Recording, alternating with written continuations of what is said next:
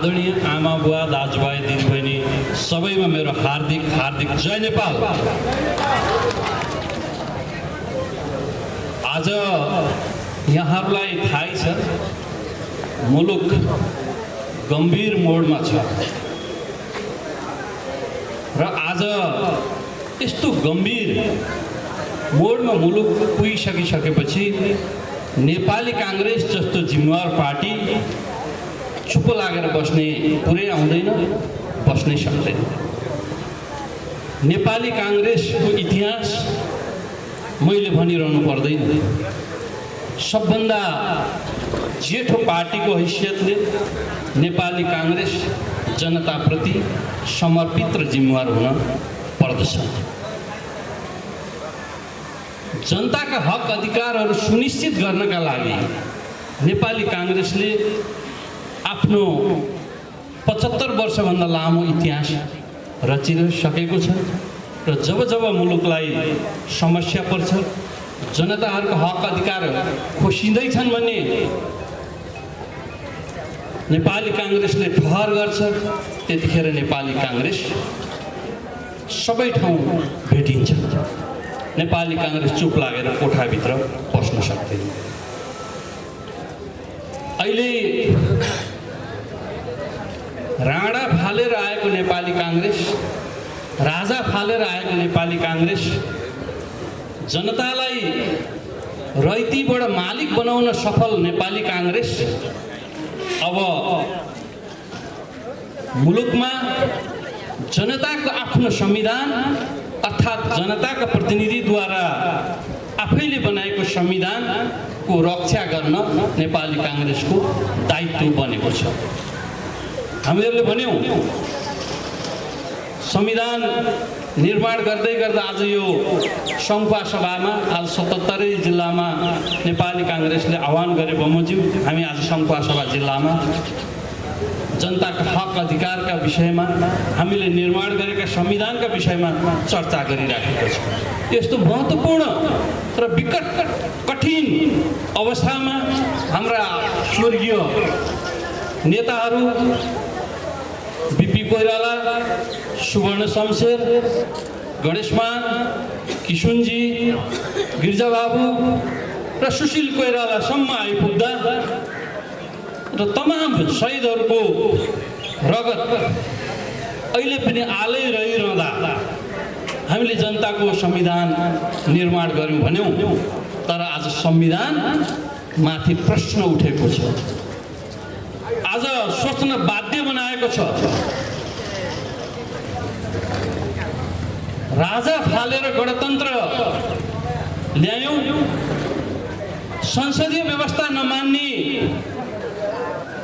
कम्युनिस्टहरूलाई संसदीय व्यवस्थामा ल्यायौँ, 17,000 भन्दा बढी मान्छे मारेर रगतको होली खेलेको कम्युनिस्टलाई संसदीय व्यवस्थामा ल्याएर तत्कालीन संसदीय व्यवस्थाको मूलधारमा आइसकेको नेकपा भन्दा ठुलो दल बनाएर संसदीय व्यवस्थामा ल्याएर अब नेपालमा नेपाली जनताहरूले आफ्नो संविधान निर्माण गर्नुपर्दछ र त्यसका लागि सबै राजनीतिक दलहरू एक ठाउँमा आइसके।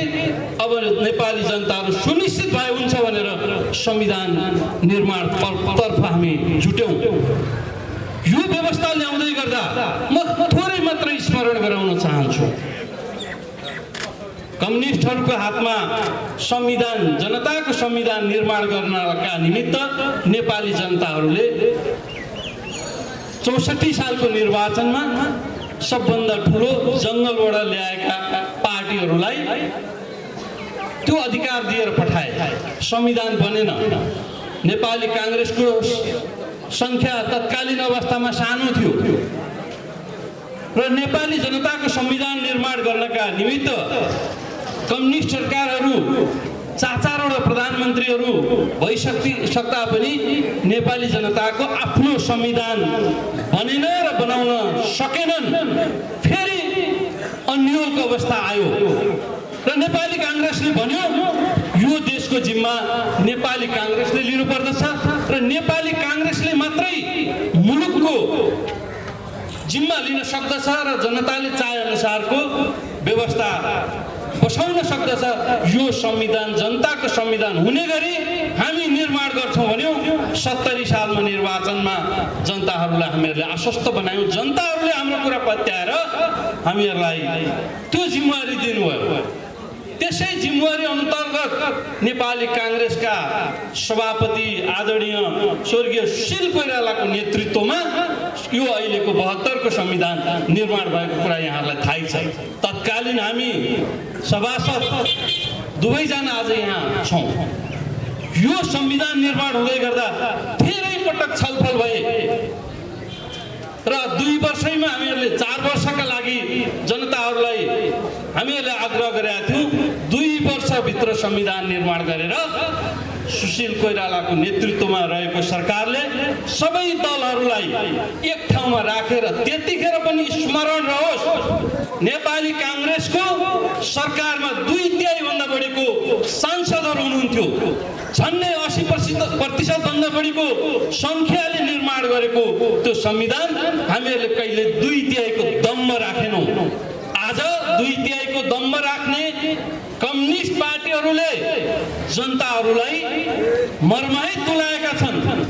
जनताहरूको मनमा आशंका बढेको छ। जनताहरू फेरि एकचोटि सडकमा आउनुपर्ने अवस्था तुल्याएका छन्। जनताहरूको मतको अवमूल्यन भएको छ। म यो केपी ओली फटाहा अर्थात् केपी ओलीले गर्न सकेनन् अर्थात् माधव कुमार राम्रो, झलनाथ राम्रो, वामदेव राम्रा भन्ने पक्षमा छैन। यो सम्पूर्ण दोष नेकपाका कम्युनिस्ट साथीहरूले लिनुपर्दछ। यदि संविधान तलमाथि भयो भने संविधान तलमाथि नहुन दिने जिम्मा नेपाली काङ्ग्रेसले लिन सक्दछ। कहिल्यै पनि सम्झौता गरेको छैन नेपाली काङ्ग्रेसले। जनताको हक अधिकार कहिल्यै मर्न दिएको छैन नेपाली काङ्ग्रेस। जब जब जनताका हक अधिकारहरू खोसिन्छन् त्यतिखेर जनताको साथी भनेको नेपाली काङ्ग्रेस मात्रै ठहरेको विगत यहाँलाई स्मरणै छ। त्यसकारणले अहिलेको समस्या के हो? अहिलेको समस्या कहिलेदेखि सुरु भयो? जब 74 मा संविधान निर्माण भयो।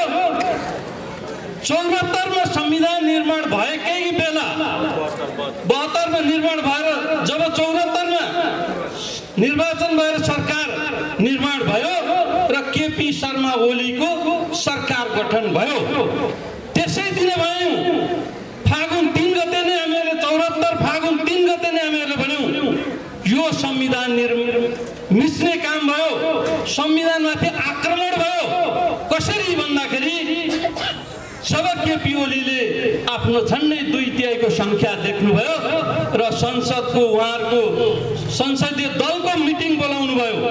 त्यहाँ सर्वसम्मत चुनिनु भयो केपी ओली प्रधानमन्त्रीका लागि र उहाँहरूले संसदै नचिनिकन गएर राष्ट्रपतिकामा शपथ ग्रहण गर्नुभयो। संसद उहाँहरूले हेक्का राख्नु भएन। त्यहीबाट सुरु भयो संविधानमाथिको आक्रमण।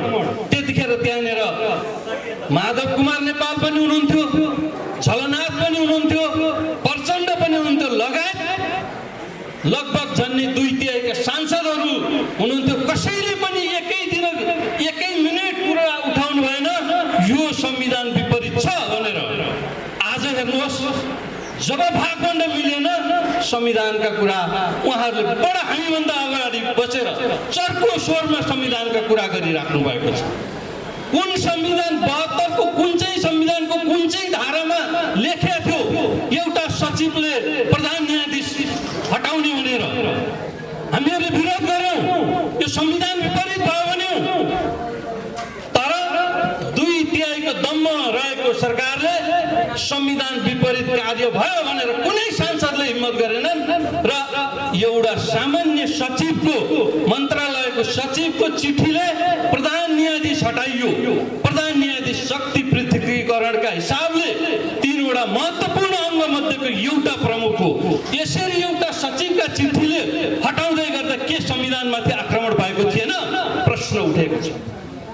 त्यति मात्र होइन, यहाँलाई थाहै छ दोस्रो दर्जामा रहेका दीपक जोशीलाई संसदीय सुनवाईका नाममा संसदीय सुनवाईभित्रबाट तिम्रो सर्टिफिकेट चाहिँ नक्कली रहेछ भनेर त्यहाँबाट हटाइयो।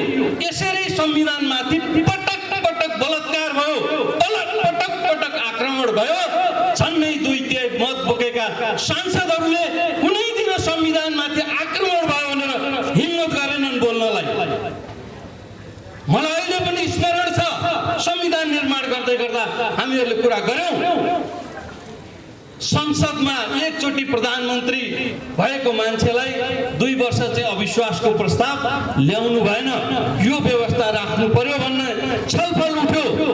हामीहरूले भन्यौं आज नियुक्ति भएको प्रधानमन्त्रीले भोलि फटाइ गर्यो, व्यवस्था विपरीत काम गर्यो भने उसलाई हटाउने पाउने प्रावधान राख्ने कि नराख्ने भनेर हामीहरूले कुरा गर्यौं। होइन, मुलुकमा अस्थिरता भयो, सरकार पटक पटक परिवर्तन भयो, कम्तीमा 2 वर्ष काम गर्न दिउँ भनेर भनिसकेपछि सहमतिमा त्यो संविधान निर्माण भएर 2 वर्षसम्म अविश्वासको प्रस्ताव नल्याउने व्यवस्था भयो। यो संसदीय व्यवस्थाको विपरीत छ, संसदीय व्यवस्थाको भावना विपरीत संविधान निर्माण गर्यौं। किनभने हामी संसदीय व्यवस्थाका विश्वास गर्ने नेपाली कांग्रेस जस्तो पार्टीले सहमति गर्नु पर्यो। किन पर्यो?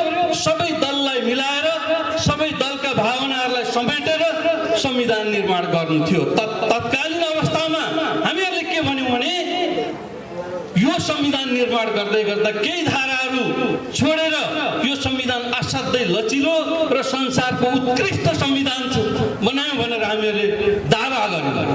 तर संविधान निर्माण गरे पश्चात नमिलेका लचिला बुँदाहरू हामी समय अनुकूल परिवर्तन गर्दै लान्छौं भन्यौं। त्यो कुरा यो 2/3 को सरकारले व्यवस्था गर्यो। नेपाली कांग्रेसलाई एउटै चिन्ता थियो, यत्रो लामो समयबाट यत्रो जनताको रगतमा होली खेलिसकेर आएका पार्टीहरूलाई एक ठाउँमा ल्याएर राजा फालेर संविधान निर्माण गर्दै गर्दा संविधान समयमा निर्माण गर्न सकेनौं। विदेशी चलखेल बढ्यो र विदेशी हस्तक्षेप बढ्यो भने नेपाली जनताहरूले सदाका लागि दुःख पाउँछन् भनेर समयभन्दा अगाडि 2 वर्षभित्र नै नेपाली जनताका निमित्त नेपाली कांग्रेस संविधान दियो। संविधान दिइसकेपछि संविधान कार्यान्वयन गर्ने भनेको संसद थियो। संसदको निर्वाचन भएन भने फेरि यो संविधान दुर्घटनामा पर्न सक्छ भन्ने कुरा यहाँहरूलाई एक्का होला। यहाँहरूले सुन्नु भएको छ सञ्चार माध्यममा, इन्डियाबाट प्लेनमा सचिव लगायतका मान्छेहरू आएर संविधान रोक, अहिले संविधान निर्माण गर्नु पर्दैन भन्ने चलखेल गर्दा गर्दै यो हाम्रो आन्तरिक मामिला हो।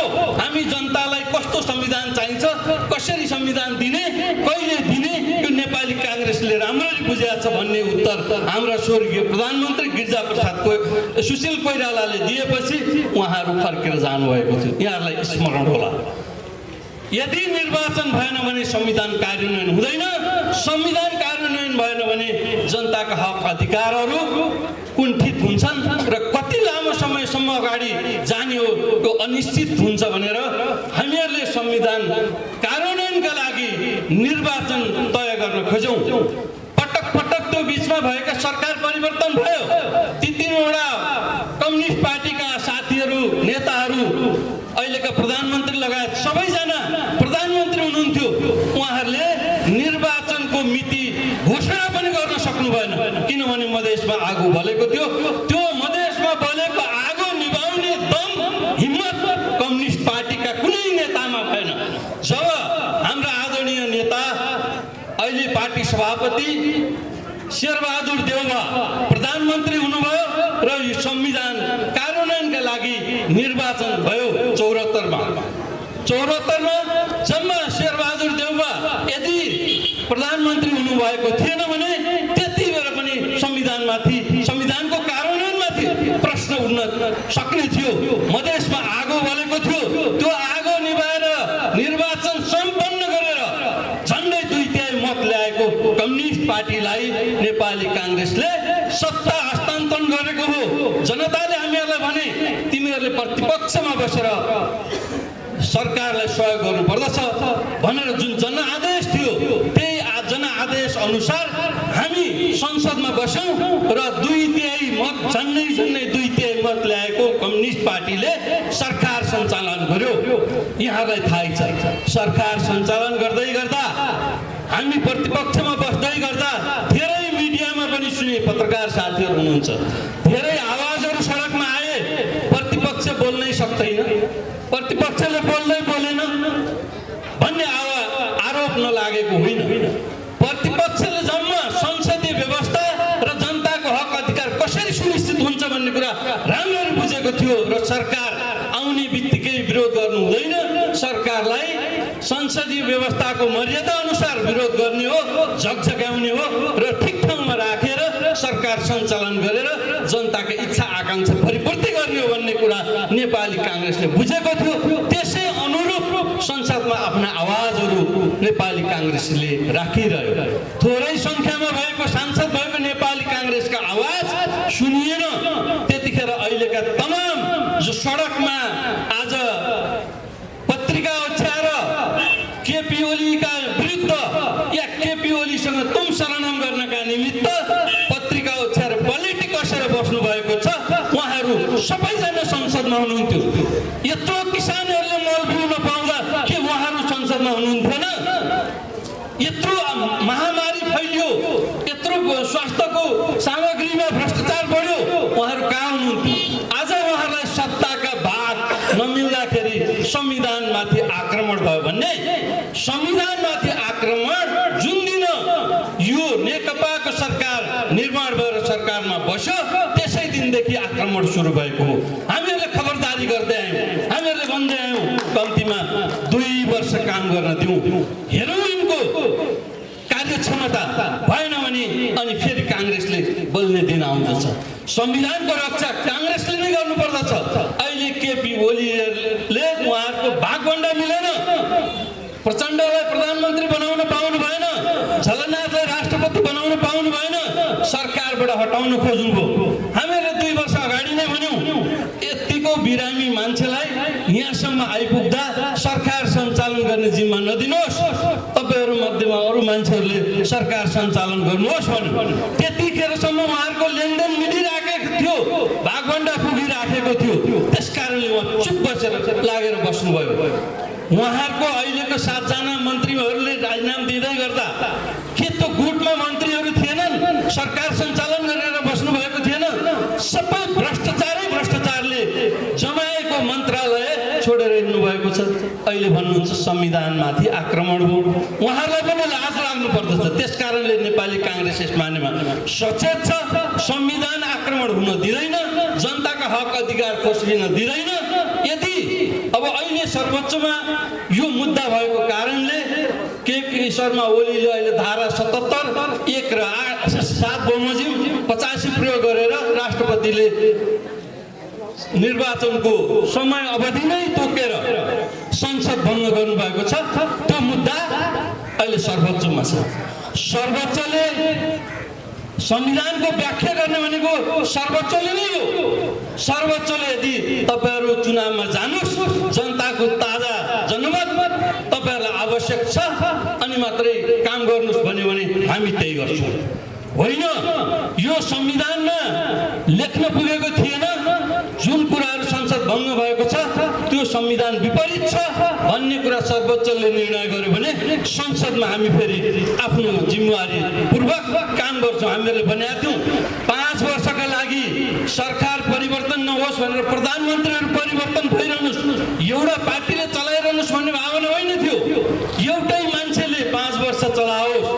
एउटै मान्छे जुन मान्छे मन्त्री हुन्छ त्यो 5 वर्ष रहोस् अहिले जम्ने 10-11 चोटी मन्त्रीमण्डल परिवर्तन भइसकेको छ यो के अस्थिरता होइन हामीलाई सोध्न मन लागेको छ अहिले सडकमा बस्दैमा उहाँहरुका पछाडी लाग्नुपर्छ नेपाली कांग्रेसलाई जरुरी छैन नेपाली कांग्रेसले सोच्यो संविधानमाथि आक्रमण भयो भन्ने लागेका दिन नेपाली कांग्रेस यसरी नै देशभरि जनतासँग जानेछ र सडकमा आउनेछ यति कुरामा ढुक्क हुनुहोस् र सबै खालका कम्युनिस्ट साथीहरुलाई सत्ताका लोभले तपाईहरु सडकमा बसिरहनु हुने साथीहरुलाई पनि हामी आग्रह गर्न चाहन्छौं र सत्ताका मोहले संविधानमाथि कुल्चिएर सरकार सधैँ चलाइरहन्छौं यो आवधिक चुनाव भनेको केही पनि होइन मिति मात्रै तय गरिदिएको भन्ने भ्रम छ भने यो भ्रम पनि नपाल्नु नेपाली काङ्ग्रेसले यो भ्रम चिरेर जनताको हक अधिकार सुनिश्चित गर्ने र यो संविधानको रक्षा गर्ने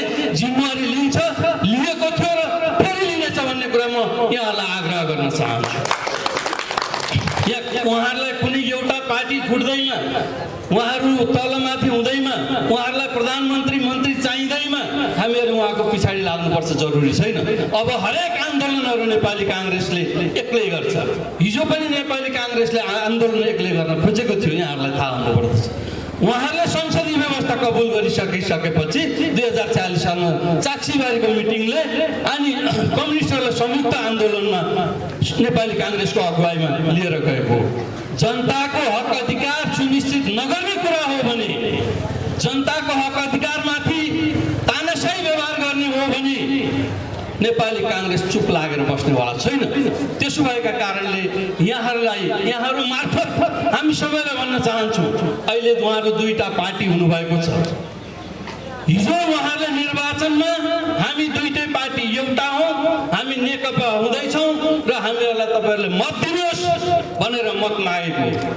हिजो मत माग्दै गर्दा तपाईँले हालेको एउटा मत अहिले कुन चाहिँ पार्टीलाई दिनुभएको जनतालाई सोध्न जानुपर्छ कि पर्दैन?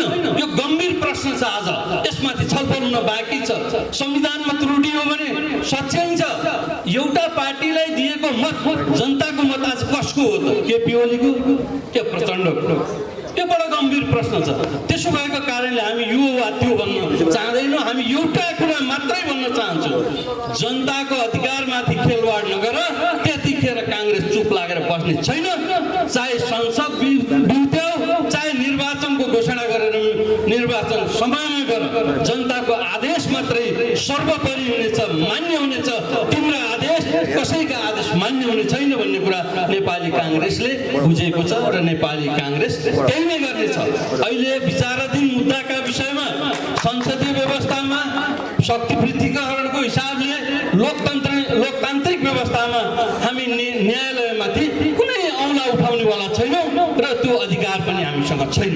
त्यसो भएका कारणले म आग्रह गर्न चाहन्छु, टाढाबाट यहाँ आउनुभएको छ, हाम्रो कार्यक्रमलाई सफल पार्न यहाँहरू यहाँ आइपुग्नु भएको छ। हामी कसैका पछाडि लाग्न जरुरी छैन। नेपाली काङ्ग्रेस कसैका पछाडि लाग्दैन र संविधानलाई रक्षा गर्ने नेपाली काङ्ग्रेसको प्रमुख दायित्व भएको, जनताका हक अधिकार सुनिश्चित गर्ने प्रमुख दायित्व भएको र जनतालाई सर्वोपरि मान्ने नेपाली काङ्ग्रेस पार्टी भएको कारणले सबै शासकहरूलाई हामी चुनौती दिन चाहन्छौँ। जनताका अधिकारहरू सुनिश्चित गर, भएन भने नेपाली काङ्ग्रेस चुप लागेर बस्दैन। यिनै कुराहरू म यहाँहरूमा राखेर आफ्ना कुराहरू छुट्याउने क्रममा टाढाबाट साथीहरू आउनुभएको छ। नेपाली काङ्ग्रेसका कुराहरू गाउँ गाउँमा लिएर जानुपर्ने भएको छ र समय पनि ढल्किँदै गएको छ। मान्यजीहरू पनि, सभापतिजीहरू बोल्न बाँकी हुनुहुन्छ। त्यसो भएका कारणले यिनै कुराहरूलाई राखेर गाउँ गाउँमा हामीहरूले आफ्ना कार्यक्रमहरू सञ्चालन गर्नुपर्दछ। यही आग्रह गर्दै म आफ्ना भनाइहरू यहाँ अन्त गर्न चाहन्छु। धन्यवाद। जय नेपाल। हार्दिक धन्यवाद।